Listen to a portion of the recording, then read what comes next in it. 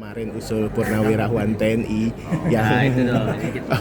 mengusulkan untuk ya dan tentu itu memakzulkan Gibran. memintanya sih ke MPR tapi untuk Yang memakzulkan mengusulkan tokoh-tokoh termasuk ada mantan Wapres Pak Kristusnya. boleh Bang. Ditanggapi secara serius nggak sih Bang sama pemerintah? Serius. Menurut saya begini, kita lihatnya jangan hanya nomor 8 aja. Oke. Ya. Itu kan ada 8 butir.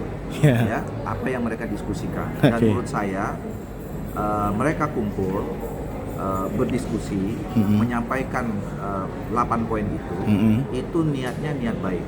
Mereka adalah tokoh-tokoh senior kita yang sudah punya cukup pengalaman mengabdi buat bangsa dan negara, apalagi Pak Trisno pernah jadi wakil presiden gitu ya. Saya yakin apa yang mereka lakukan itu dengan niat baik membantu Pak Prabowo untuk mensukseskan pemerintahan ini dan kepentingannya untuk kepentingan bangsa dan negara. Gitu. Kalau kita lihat dari 8 itu. Nah cuman kalau kita bedah satu-satu, ada yang memang bisa dikerjakan dan juga tanggung jawab Pak Prabowo, ada yang tidak. Khususnya misalnya poin 8 itu, ya, penggantian wakil presiden atau penggantian presiden itu kan ada tata caranya, ada mekanismenya, diatur dalam Undang-Undang Dasar 45, ada undang-undangnya juga. Gitu. Nah kalau di Undang-Undang Dasar 45 ada pasal 3 dan pasal 7. Jadi ada alasannya, ada caranya. Nah alasannya itu juga clear, ya. Presiden dan wakil presiden itu diganti. Kenapa? Jelas. Kenapa presiden dan wakil presiden? Karena memang kita sistem pemilihannya begitu. Mereka satu paket, ya kan? Jadi presiden dan wakil presiden itu satu paket. Nggak bisa serta-merta misalnya kan. Kalau kita bandingkan misalnya dengan Filipina, ya, yang putrinya Duterte itu dimakzulkan. Nggak bisa karena sistem kita berbeda dengan mereka. Gitu. Nah, alasannya apa di sini dijelaskan? Satu, ya, ada alasan alasan yang mutlak, ya, berhalangan tetap, ya, meninggal, sakit, tidak bisa melaksanakan tugas dan segala macam. Yang kedua adalah alasan hukum, kena masalah hukum, melanggar konstitusi, gitu. Yang ketiga ada alasan administratif, tidak perform, ya, dan seterusnya.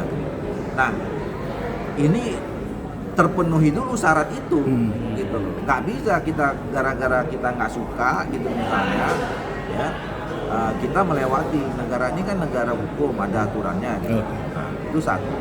Prosesnya juga tidak gampang.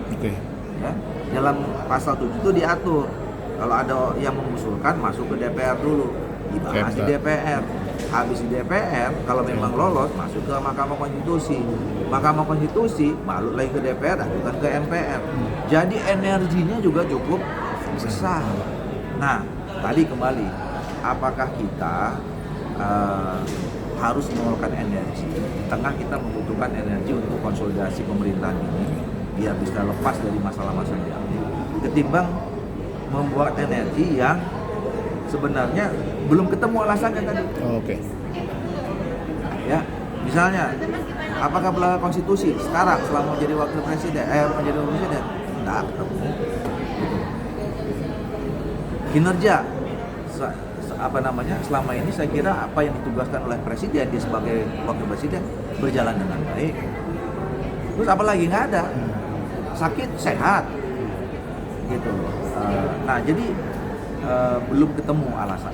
Jadi kalau dibilang alasannya terkait melanggar undang-undang yang dibilang itu ke MK dan undang-undang kehakiman itu karena terkait dengan pemilihan itu kemarin. Kan pilpres. Itu pilpres, nggak bisa. Ya kan? Kita itu debatable, ya. Semua orang punya pandangan, tapi faktanya waktu itu Mahkamah Konstitusi sudah memberikan